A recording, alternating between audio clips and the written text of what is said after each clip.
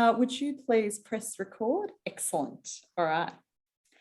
I would like to welcome you all to our third session in the Trobe Asia's academic seminar series, India in Focus. My name is Beck Strading. I'm the Executive Director of the Trobe Asia. Before we begin, I would like to acknowledge the elders of the Wurundjeri people who are the traditional custodians of the land upon which La Trobe University sits. And I would also like to pay respect to their people, both past and present, and extend that respect to Indigenous Australians who might be watching this seminar today.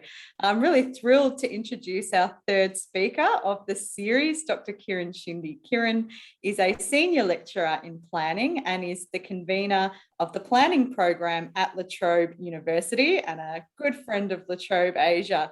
Kiran will be speaking to us today on heritage sites and tourism in India. So welcome, Kiran. Thank you, Beck. So throughout the seminar, please feel free to put your questions into the Q&A box and I will call on people to ask their questions during the Q&A period. For now, I'm going to hand it over to Kiran, who will present for 40 minutes or so. So Kiran, I believe you've got some slides. Feel free to start sharing your screen now. Yeah, thank you. Thank you, Beck. Namaskar, everyone. That's a traditional greeting in our culture. Can you see the screen? I'm going to. We can see the screen. Yep. Yep, looks sensational. Take it away. Okay, all right. Thank you so much, Beck, Diana, and the entire Trobe Asia team for inviting me to share my ideas and my thoughts on what I think are some of the unique issues and challenges and achievements of heritage sites and tourism industry in India. Now, what is heritage? Let me start with one of the very fundamental thing. What is heritage? I mean, I think when we talk of heritage, we've got certain imaginaries that come into our mind. And primarily, it's something that we have inherited at birth, such as personal characteristics, status, possessions, a whole lot of traditions that we have imbibed from our elders. But we also, as we progress, we get, I don't know if, unfortunately, I can't see the Zoom screen and the gallery participants, but I imagine people should be smiling or laughing or grinning on this. I don't know if you know this character. This is Amitabh Bachchan, the superstar of India. The reason I put him here is all those who have began their life like myself, watching his movies and growing up, we've seen that has become a part of our everyday culture. So it's something that we start to value as our own, is what we understand heritage as. So broadly, as you would know, there is tangible heritage and then there is intangible heritage, which is essentially buildings, places, settlements, all of that, and the intangible one, which cannot thrive without having the support of the tangible heritage, right? Why should we be talking about this? We travel to other places because we want to understand the other cultures, the exotic cultures, or whatever you want to call it, but we want to experience otherness. And more than 1/3 of international tourist flows is actually culturally motivated, and it is growing at a phenomenal rate of 15% or more than that. Of course, please, a disclaimer, I'm not talking about COVID impacts or COVID related stuff here for a couple of reasons. One, I think in the long history of civilization and long history of cultural development and production, these 2-3 years of COVID are going to be one pause point in a longer history. So there is only so much that we can talk about as disruption due to COVID. We have seen pandemics happening in the past, but we as humans have thrived. Right? So I'm going to focus on heritage and particularly its intersection with tourism. Right? Now, what is heritage tourism? As a very simplified definition, it simply means traveling to experience the places, artifacts, and activities that, in quotes, authentically represent the stories and the people of the past. Right? And it can have a whole range of resources at its disposal, which is cultural, historic, natural. But to me, people make tourism choices based on three fundamental factors. One is, what is the memory of that they want to live or visualize? What is the experience that they are seeking, or the desirable experience and the actual experience? And can they actually have an access to it? Right? And access will mean a lot of things as I talk about it. It goes beyond just physical access. It means a lot more. And based on that, we select what part of heritage we want to relive or re-experience. And based on that, we make choices about destinations. And therefore, particularly in India, we'll have a whole range of heritage abundantly found in palaces, forts, archaeological ruins, festivals, religion, and you name it, and we'll have a lot of history. It's one of the longest standing civilizations. Right? So let's come to the more tangible aspects of heritage and tourism, which is essentially the heritage sites. Now, in India, we have the tangible heritage sites as distinguished between protected and unprotected buildings. The protected ones are the ones that have been identified by Archaeological Survey of India. This is the main government agency that looks after archaeological heritage. And then we also have the UNESCO World Heritage Sites. Besides this, we have unprotected buildings, which is, if you go to any city, any town settlement, you will find layers and layers of heritage that can be dug out. And these depend on the proactive nature of or proactive governance at local authorities. And outside this, there's a whole intangible heritage that we can't even think about of operationalizing. There are only bits and pieces and fragments that we use for tourism, right? So I'll start by focusing on the tangible part, and that to the protected one, which is regulated and protected by the Ancient Monuments Act 1958, which talks about basically there are a number of them, and I'll go in more details later on. So that's a central protection for heritage. Then we have the Urban Regional Planning and Town Planning Acts, where we have certain kinds of local level plans that can help regulate activities around heritage sites. Now, this is coming to play a lot more in the recent years, some like eco-cities or heritage cities and things like that. And then there is something called the direct or indirect role of urban local bodies, where you have some funding available for heritage-linked infrastructure, right? So that's where the policy environment for heritage sites is. When you look at the protected monuments, ASI has about close to 3,700 protected sites all over India. Out of this, 116 are ticketed, which means you buy a ticket to go and visit them. The primary purpose of archaeological ASI for heritage is look after the archaeological fieldwork, document research, day-to-day maintenance, and some basic amenities for tourists. So this is just a distribution of heritage sites in India. One would immediately realize that there are parts of the country where you have a very heavy concentration of heritage sites, and there are parts where we don't know much about what's been listed by archaeological. So this doesn't mean that the other sites don't exist. It simply means that they are beyond the purview of ASI, and they must be under the local body or local government, right? There is, for the first time, we realized that heritage is important from a governance point of view when we looked at these independent, smaller strategic plans, such as the JNURM plan, where we talked about heritage in public and historic spaces. We talked about streets, renewal of inner city, and all of that. And then there is the third layer where we talk about picking up parts of heritage and weaving them into what we now know as a heritage walk. So all these are where we talk about heritage products. Right? Now let's look at the tourism snapshot. If you look at tourism in 2017, again, I'm basing all of this based on some of the research that I've done pre-COVID times. We've got the key point to remember here is that the domestic tourism is growing at a phenomenal rate.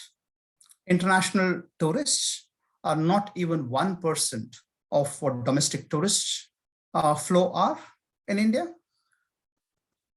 The international inbound tourism is growing, but outbound tourism from India is going to other places is increasing dramatically, right? And when you look at this, probably close to 2,000 million domestic tourists, you start thinking about, okay, so what are they doing? And you realize that most of that travel is actually for religious and pilgrimage and social purposes, right? Leisure and holiday is just less than 10%. There was a big domestic tourism survey done in 2002, so the data comes from there. But in a more recent report on domestic tourism in Delhi, we find a similar kind of distribution of purpose, which means social purpose, religious and pilgrimage is the keystone of the touristic activity that happens in the country, right? Which means when you go to social places, you're actually exploring a lot of local level sites. Let me begin with, I'm sorry, the screen kind of goes up. I don't know which way to put it. Anyways, this is a listing of the UNESCO World Heritage Sites in India, which is, we have about 32 cultural sites, 7 natural sites, 1 mix, and there are 46 more sites that are on tentative list. The journey towards globalizing Indian heritage through UNESCO started in the 1980s. That was probably one of the earliest and the most condensed period of heritage listing.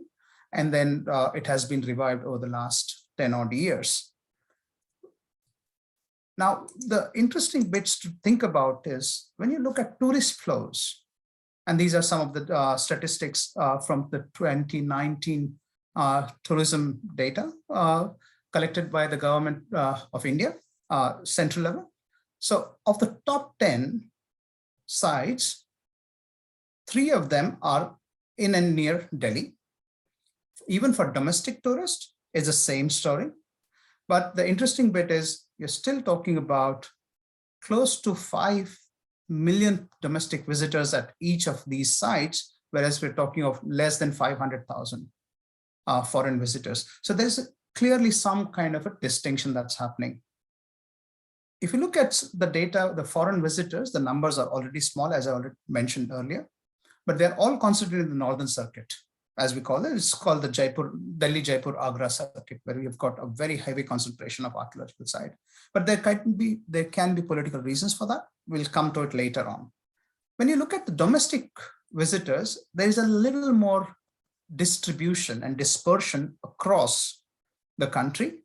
And the reasons are quite valid. It's most of these sites are extremely attractive for the local level population. Right? Interesting bits is, and this is based on the data in Archaeological Survey of India site. When you look at foreign visitors, almost 1/3 of the foreign visitors will go to an ASI protected site. Whereas in the entire tourist flow that we're talking about, just about 2% of the domestic tourists will go to a visitor to an ASI site. Now that says a lot about where our heritage tourism lies at this point. Okay. We are also seeing increasingly foreign visitors are moving away from these top 10 monuments. So initially about close to 76% tourists were 5 years ago in this data. From 76 to 52%, change has been observed. Now, which means we really need to understand. So when we have got 2,000 million domestic travelers traveling across India, but only 2% going to heritage sites, we need to understand that the discourse of heritage through the ASI narrative has to go beyond the official documentation or beyond the official discourse. as it's seen in ASI's work. So where is the other area where we talk about heritage, and that's from the private sector. So you look at heritage hotels. Now that's an interesting bit, because most of the time people think about, oh, heritage, I want to go and experience a heritage hotel. Now, most of this has started in Rajasthan, which is what we call, the state of palaces. It has got about more than half of the heritage hotels in the country are actually in Rajasthan. Early 1980s, we have had a good run with heritage hotels. When you look at the country as a whole, there are only 22 states that have some kind of heritage hotel. But again, there are only 9 states which has some sizable hotel industry that looks exclusive at heritage. So these are heritage hotels. Right? Now, the Rajasthan example has shown us that the tourism can drive economic transformation in little known places like villages and that are around heritage properties. But that model cannot be replicated elsewhere. Even neighboring state, which has also got the kind of 4th largest number of heritage hotels, the occupancy is less than 10%. Because the foreign tourists don't come to Gujarat and they're kind of Rajasthan. There's a lot of competition. I think there's a lot of competition for heritage, and I'll come to some of these ideas towards the later part, but I'm just setting the context of where our heritage tourism lies in India. And then you have got, the other 11 states, which has got less than 10 hotels, which can be claimed as heritage hotels. Right? Then the other iconic heritage product that India has, the moment we talk about, is these train journeys called Palace on Wheels, and there is the Rajasthan one is of course the most famous one. There is also in Karnataka, in Maharashtra. There have been talks about, but we've not been able to replicate that similar success of heritage, right? So we are talking about a very small percentage of people from the official formal discourse of heritage tourism. But let's talk about where action is, right? And this action is about living heritage and cultural experiences. Now, time and again, and I've done this work on temple towns, and it shows that the largest volumes of domestic tourists are at temple towns or pilgrim sites. There are a number of ways that you can describe them, but almost close to 70% of people will visit temple towns in their entire journey down, right? And India has got close to about 2,000 pilgrimage sites. These are all repositories of religious heritage. Now, if you look at the distribution of domestic tourism, of the top 50 top destinations, 35 are pilgrimage sites, right? These are also places for popular festivals, because that's where the religious heritage is concentrated. So most of the festivals, the cultural festivals, originate from the religious side of things, and we'll talk about it. Now, just compare. In 2002, and I'm just giving this comparison, visitors put together at the ASI protected monuments were less than just the annual visitation to the temple of Tirumala Tirupati in southern India, right? Now that says a lot about, and when you look at all the other visitation numbers, this is where people are going. And why are they going? Of course, a religious reason, but that is also this whole idea of living heritage and cultural experiences, right? So I'm going to illustrate some of these key trends based on my work on Vrindavan as an example, and on the Buddhist heritage site of recent. So let's quickly look at what is Vrindavan. The reason I'm picking up these two sites is to show you the large section of heritage tourism that lies beyond the official discourse of whatever we call as heritage tourism, right? So I'm sorry, you can't see, there is that bar coming on the top. But anyways, that title is Vrindavan. Now, the way typically Vrindavan would be described to anyone who's coming to Vrindavan is to see 5,500 Vrindavan temples of Krishna. So Vrindavan is related to Krishna. The presiding deity is Krishna. It's supposed to be the place where Krishna has spent his childhood, and therefore most of his miracles and all his life is around Vrindavan, right? Now, how does this heritage of 5,500 people come in? So what is this heritage that we're talking about? It's one of the most popular destinations in India. Now, I'm using the same triad: memory, experience, and access. Now, access, it's almost at the middle of the Delhi-Agra highway, very close to Agra, Mathura. And then it's also within the golden triangle called the Delhi, Jaipur, Agra. So there are lots of visitors. But interesting bit is it's a small town. It used to be a small town where Krishna has performed his Leela, as they call it, right? So this Leela is around what we call the Braj circuit.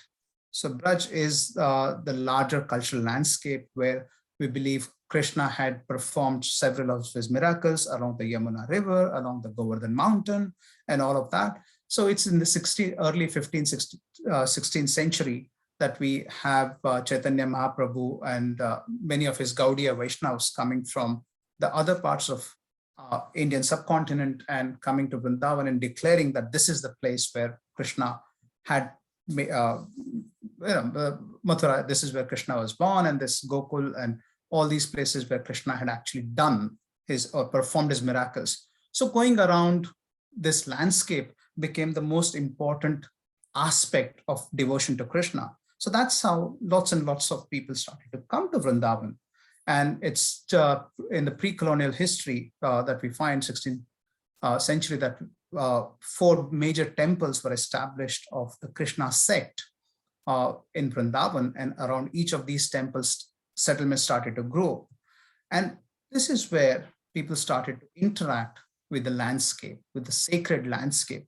This was Yamuna River, the kunja or the gardens, and the one is the forests that were already in abundance at that point. You can still see some of that bits and pieces in smaller places like Gokul, but primarily this was the landscape that was available for people to live Krishna's experience, Krishna's divine experience. They say if you want to encounter Krishna devotion, you have to go to Vrindavan and then move around, right?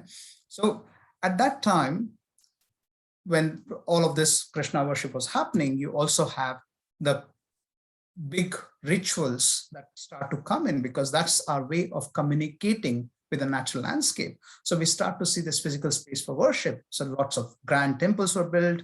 Then the kings started to come in. They started to patronize the Havelis, as we call it, a lot of ashrams, the ghats, the beautiful ghats. Now, these are people who build it, right? So these are, and there is a lot of symbolism involved into it. So one of them is the kunja, which is a kind of a bower in which Krishna and Radha are having the divine place.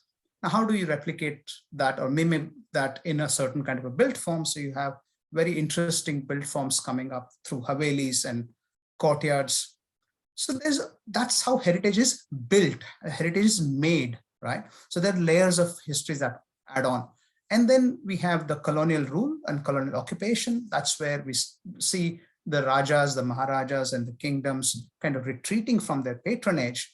And many of these grand Havelis almost in despair, even during the colonial times. And that's when the ASI, Archaeological Survey of India, is established around 1890s, where we start to see they taking into their custody some of these monuments, right? And by that time, colonial times, we also have a change in patronage. So instead of kings and kingdoms, we have the saints and the merchants who were traveling globally. So this is one particular merchant who had all these Italian marble columns actually made and brought from Italy. And this is one of the most beautiful temples, but it's nothing like what other Krishna temples are. Right? So that's how the heritage is being built. Right? And then you come into the post-colonial period. I'm trying to wrap a whole lot of history in a 15, 20-minute session. The key point is, with the change in patronage, there is a very dramatic change in what kind of heritage develops in these places, right? So in the 1960s and 70s, 1970s particularly, we have these Western seekers coming in, And we have the ISKCON, International Society for Krishna Consciousness, in 1975. We have the Beatles coming into the Himalayas and the whole onslaught of Western seekers coming in, and that changes the complexion of the town. Now we've got new elites, and there's a booming tourism industry that starts to flourish in. So instead of ashrams, we have hotels. So that's how the heritage is changed, the physical, tangible.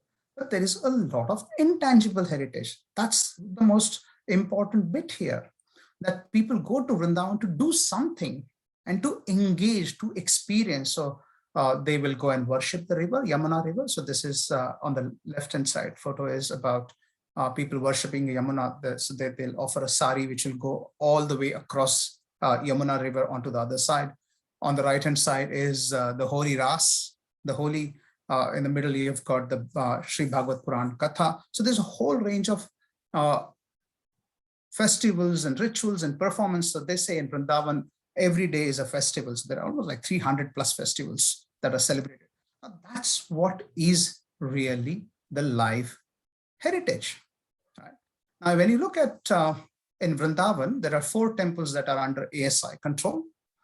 And one of them is this Govind Devji, which is almost dead because there's nobody who there.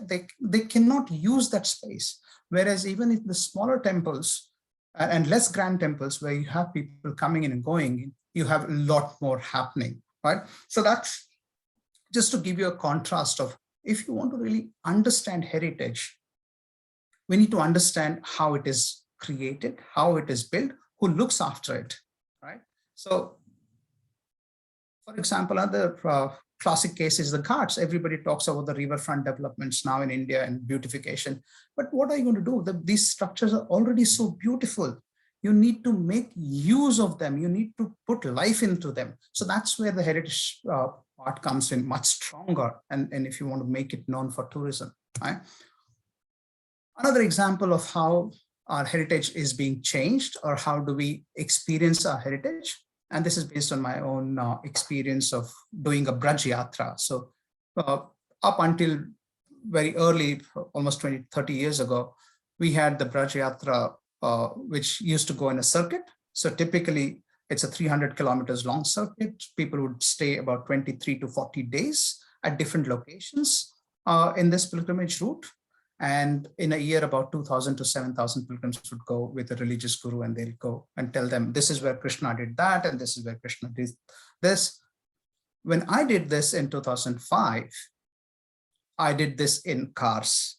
So there was a guru who had organized this. We did this entire Braj Yatra in 7 days instead of 40 days. And we had about 2,000 people in one car yatra, and I'll show you what that looks like. So what we were doing is, we were actually getting into the cars and going right into the middle of the center. That's on the left-hand side. That's me, the younger version of me, with a guru that was organized. And just think about the small little settlements which had all these repositories of heritage, as we call it. Now, how is that heritage being encountered, right? So, and I'll leave it at this, the implications of heritage for tourism in this context. And I'll move on to very quickly the other extreme, which is the Buddhist heritage. Right? This is based largely on a report that I did for UNWTO 3 years ago, and then some fieldwork that I did 2 years ago. Right? Very interesting, we talk about a lot of Buddhist heritage, but let's look at the reality of it.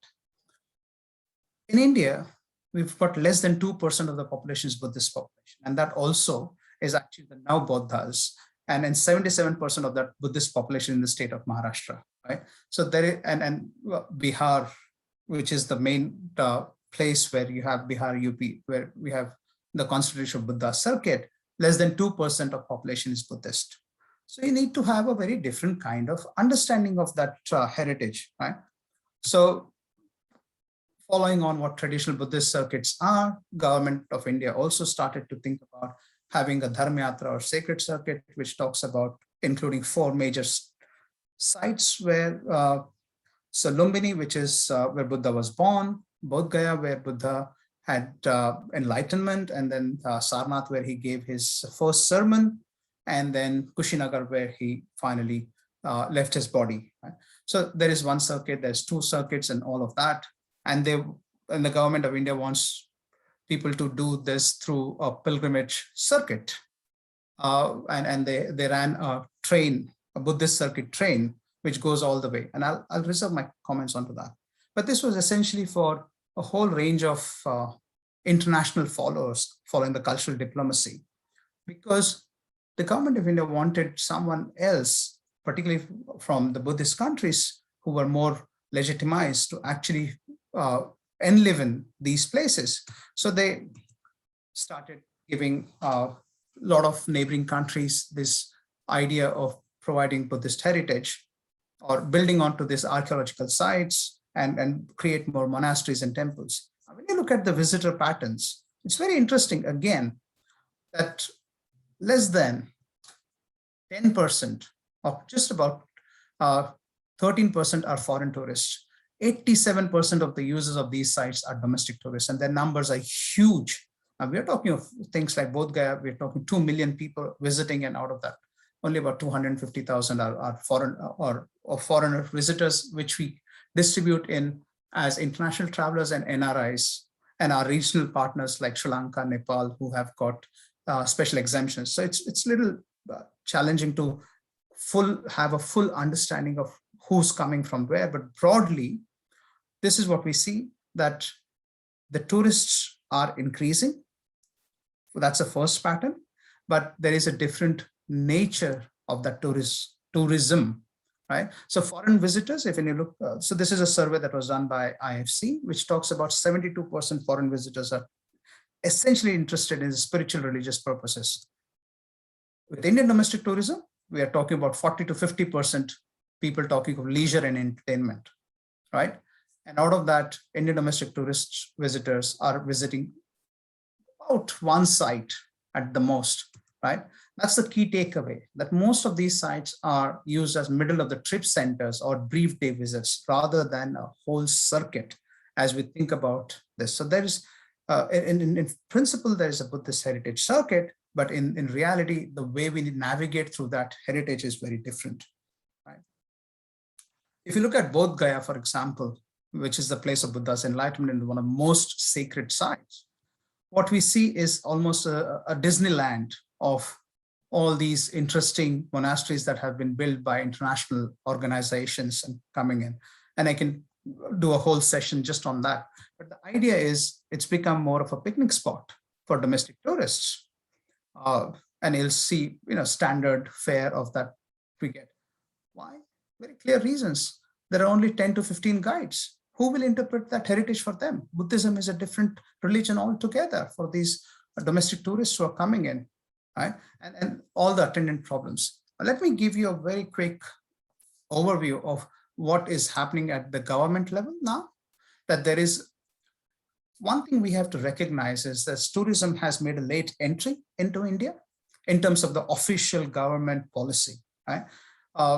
We had the first draft policy in 1992, then we had another big policy in 2002, but there we talked about 7 key areas, particularly welcome, Atithi Deva Bhava. That became a very big campaign. That ran for a good 10 odd years. Then we have Incredible India. We were marketing ourselves very nicely to the world. And then in 2015, we had 2 major schemes that came out, particularly with regards to the heritage and religious and cultural heritage. The one was the Swadesh Darshan, which is essentially saying there are 15 theme-based tourist circuits in India, and 5 of them are pan-India. So you should be able to get onto these circuits and go and visit your country and see. So, and then the other one was the Prashad scheme, which is pilgrimage rejuvenation, right? There has been some thrust on adopt a heritage scheme based on the Rajasthan experience, but it's not really taken off a lot off the ground. Then we have also the big thrust on Paryatan. So this is what tourism is, Paryatan Perv. So where we were creating a lot of awareness program and sensitization and ideas like Dekho Apna Desh and all of that. Right? So this is where tourism status is. But I want to conclude with a few very important connections here now. And that would be kind of first thing is we have a whole bureaucratic approach to heritage and tourism, right? But that doesn't factor in the fact that there is a spirit of place that is necessary and that is reproduced through religious and cultural activities. Without those activities, that heritage is dead. And an archaeological approach is a dead approach, right? Now, many actors interact to create networks that are regulating, managing, contesting heritage. There's a whole range of key players that are missing in action from when we talk about heritage and tourism. And the big thing is that spirit of place, as I said, is reproduced, and I've illustrated through some of my research in Vrindavan, for example, as an illustration, that there is a lot of layering of heritage. Now, how do we understand this heritage? How do we unpack this heritage, and which aspects of this we promote for tourism, right? So we need to understand the spirit of place. And there's a strong connection between all of this. So the challenges that are coming in. Now you think about three big areas. One is tourism, and I just mentioned that tourism policy has come into much later idea. Some of this research that was done almost 20 years ago is still relevant, that our policies are severely afflicted by lack of research. So if you try to look for good research on heritage tourism, there are very, very few studies that you'll find. Then tourism is in concurrent list, but it's mainly a state subject, and therefore there's a lot of variation in how states approach heritage. When you look at heritage in the official discourse, you see an overall decline in visitation. I've shown those numbers, that less and less people are going to heritage sites because of obvious problems with Archaeological Survey of India's management of those places, because they look at that as a frozen in time approach. When you come down to the actual local destination level, with places like Bodh Gaya or Vrindavan, there are lots of urban planning acts, but there is nothing called to deal with tourism. So essentially, we are in a situation where we are looking at two towns. One is the town of the residents, or the heritage town, and then there's the visitors town, but they don't talk to each other. So this is a free for all, almost an informal, unregulated market that we are talking about when we talk of heritage. And there is an institutional vacuum, because tourism actually happens in what I would like to call no man's land. No agency takes responsibility for tourism management, because the standard discourse is the local government will say, oh, we are accountable only to our electorate. We have nothing to do with the visitors. Visitors come in and say, oh, who should we go to? Is there tourism police? Is there a tourism officer? Oh, no, actually, we can't really do anything with that. You go to heritage, you say, oh, no, archaeology. Yeah, go to Delhi. That's a central office. We talk from there. So there's a whole range, institutional vacuum and a breakage that's happened, right? So this is from my own city in Pune, when we were trying to do something with one of the big monuments, and we were trying to put in a festival. ASI itself is telling the municipal corporation that you can't do anything, right? Then there is, of course, the other problem that we can't get over is this urban change. We tend to think of heritage as something frozen in time, but these are all very living, lively, dynamic, moving cities, moving places. And one of the key areas for change is actually that whole sense of place.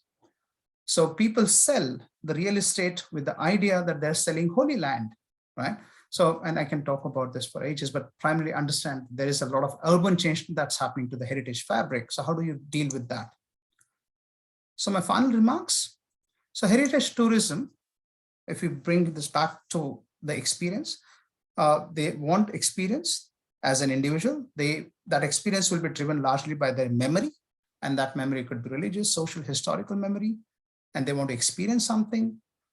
Now that experience is highly sensory, and they will immediately feel whether it's an authentic or a staged, or there is a personal connect. That experience is central to any individual choice about heritage tourism.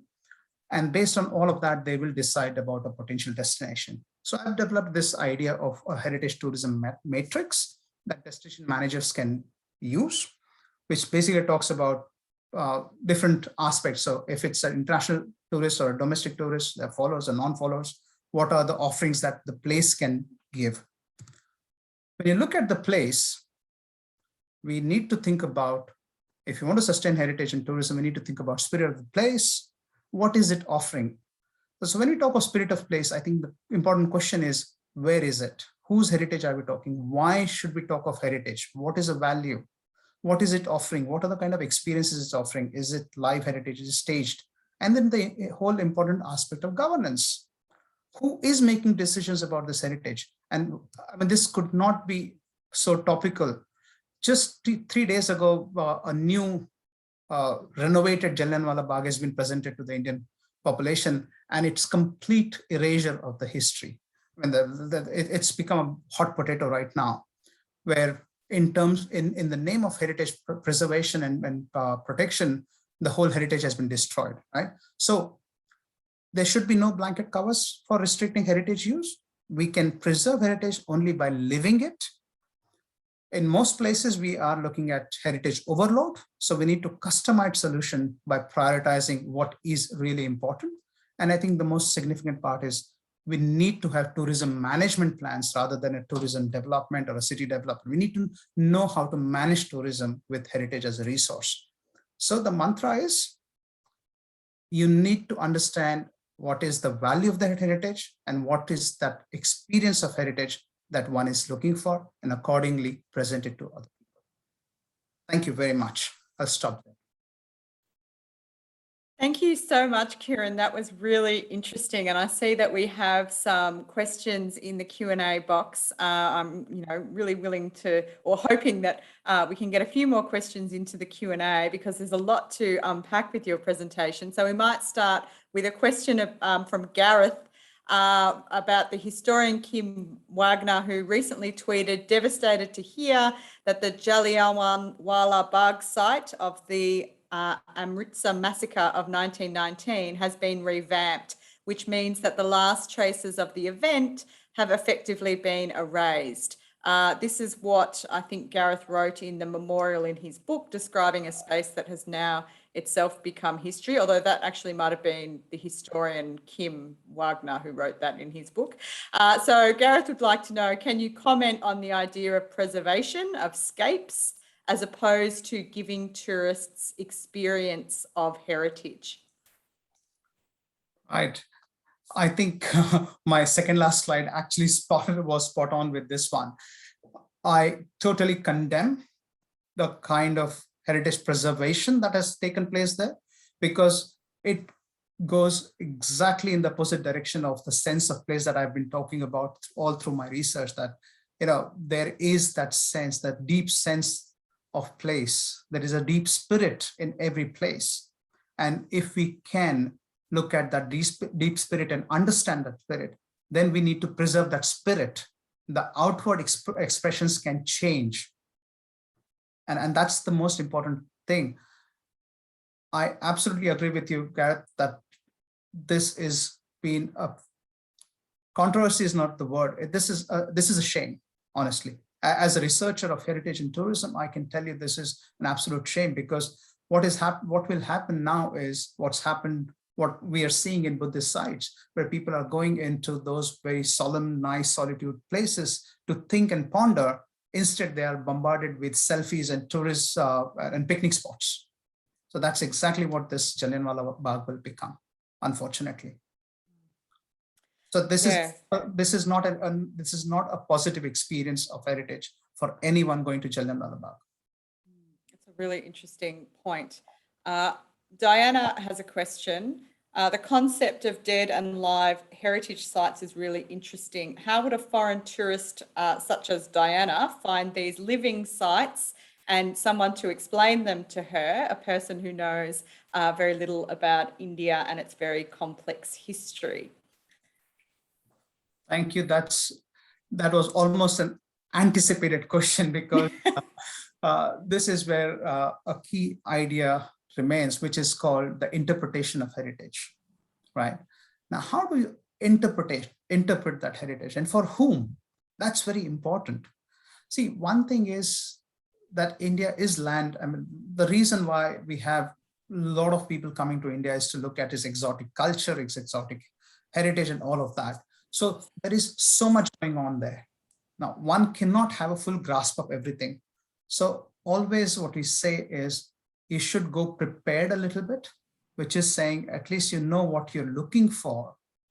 Then you can go into the place and ask for it. Otherwise, you will be bombarded with so much of sensory overload.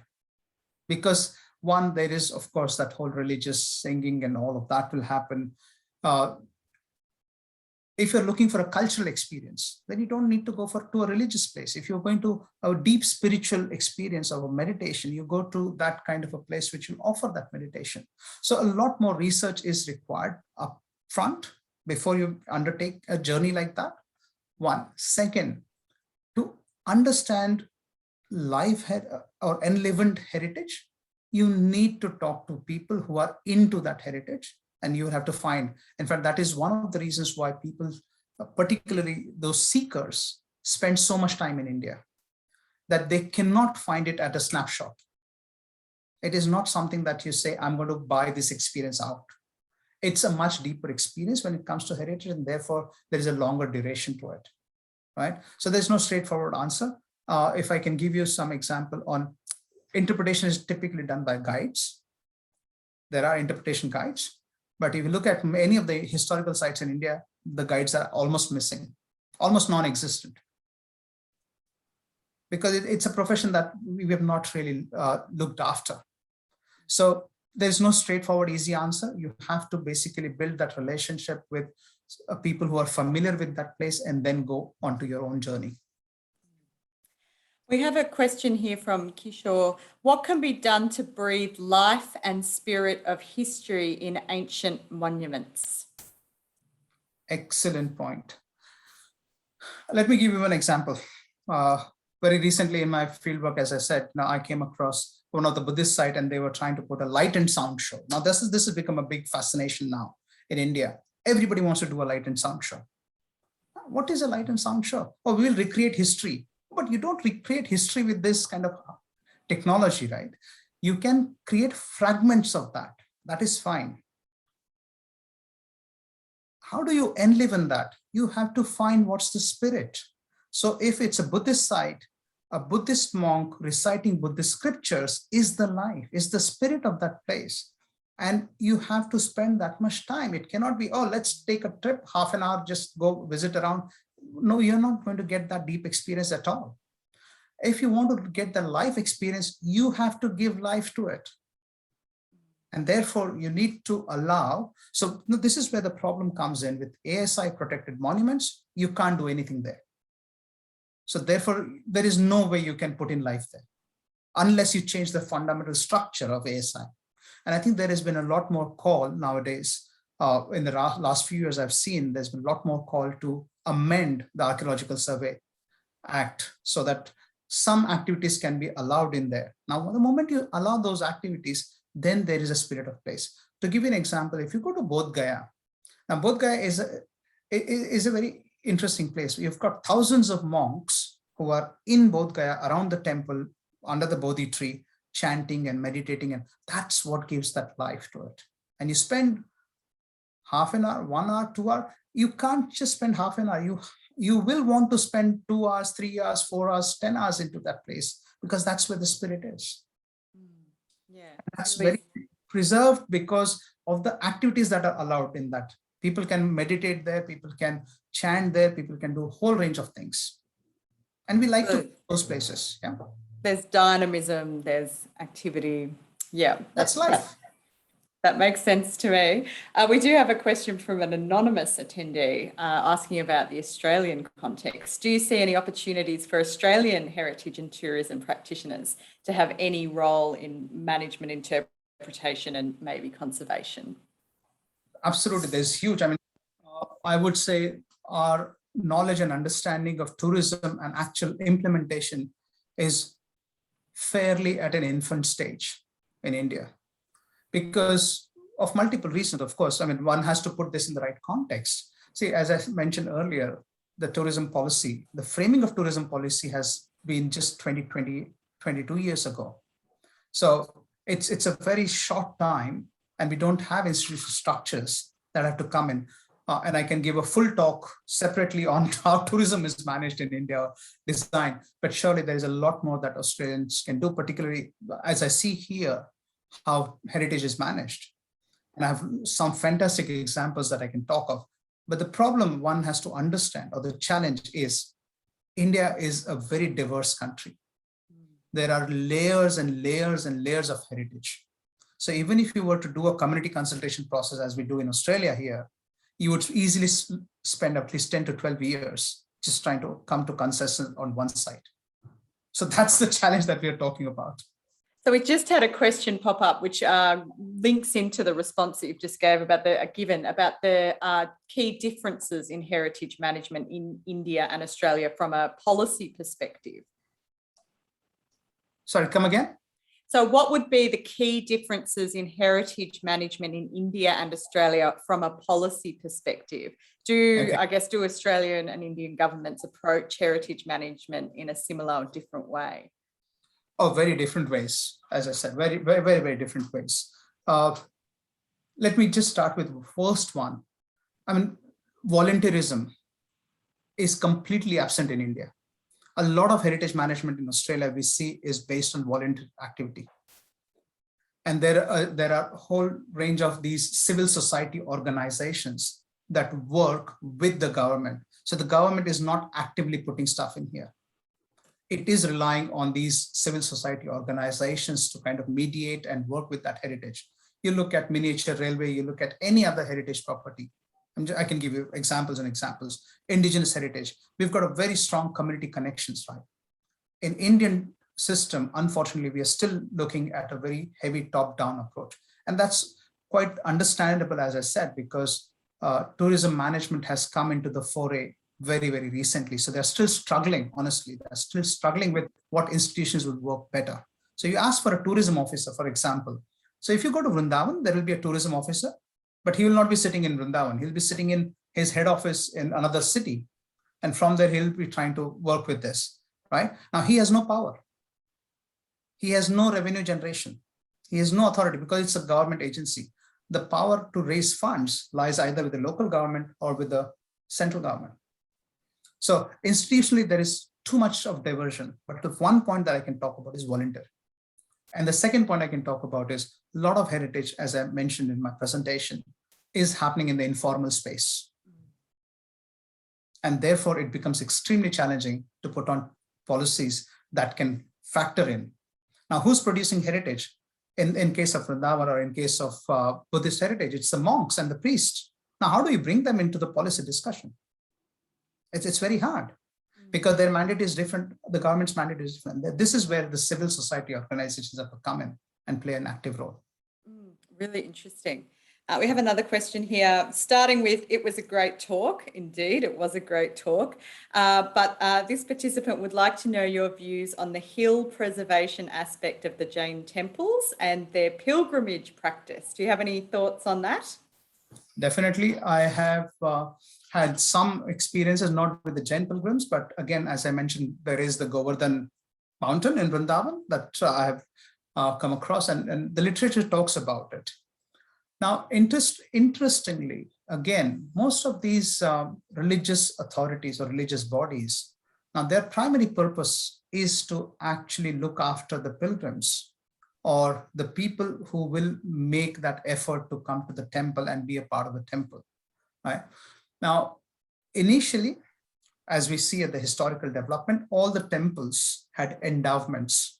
So there were agricultural lands that were given to them so that they can sustain themselves. And it's a vice versa relationship. So they would look after the ecology of the place and derive benefits out of it. Now, somewhere with the colonial administration that came in, these connections were broken down. And we have unfortunately followed the similar thing. So there is a very strong colonial legacy that is left into the administration of our natural resources. So for some reason, our natural and cultural resources have been almost divided.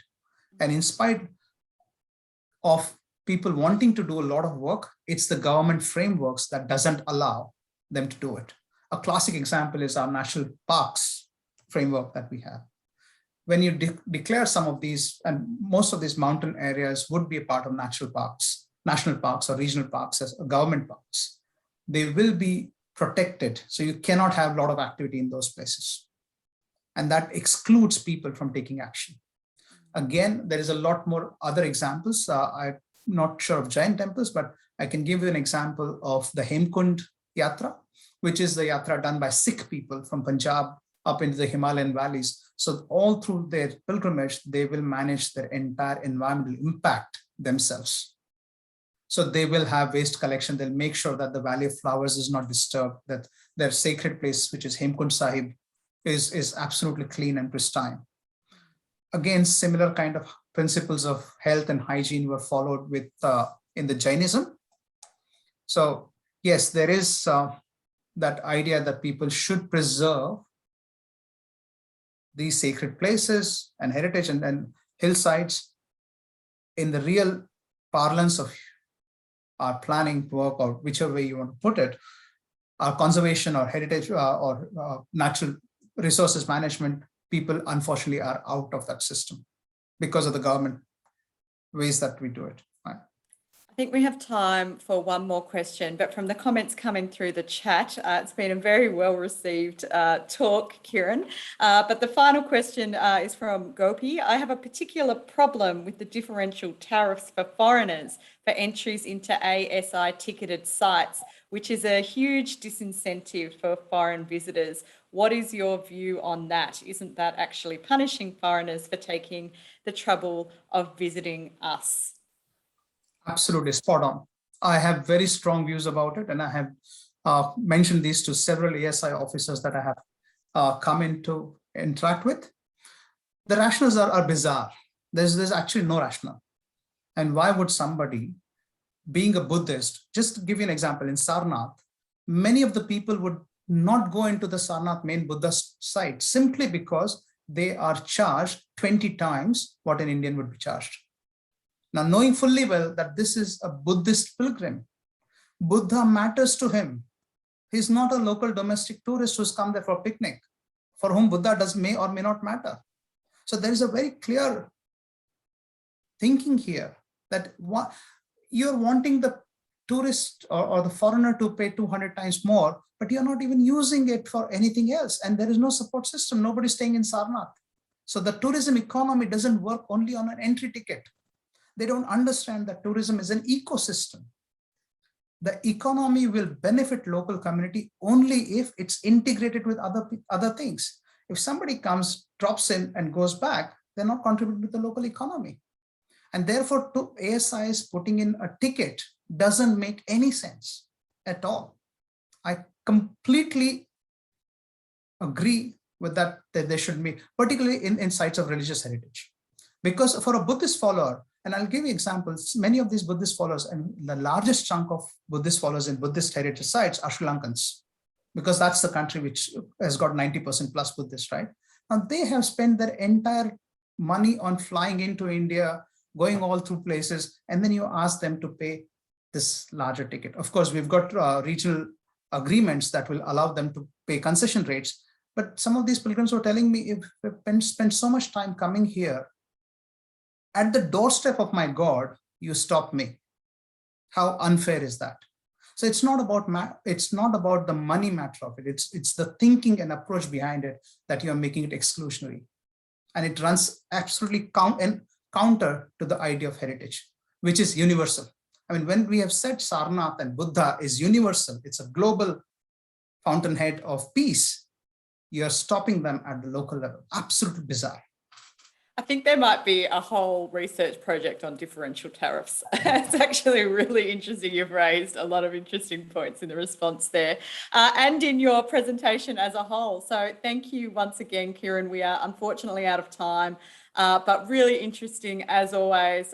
Great to have you with us in this seminar, and we really appreciate the time that you've taken to speak with us at another La Trobe Asia event. At the same time, next week, our topic will be diabetes self-management in India, and that is 9th of September at 2 p.m. AEST Melbourne time. And in the meantime, please keep an eye on our emails or follow us on Twitter at Trobe Asia, where you will find more information as it becomes available. But thanks again, Kiran. That was really interesting.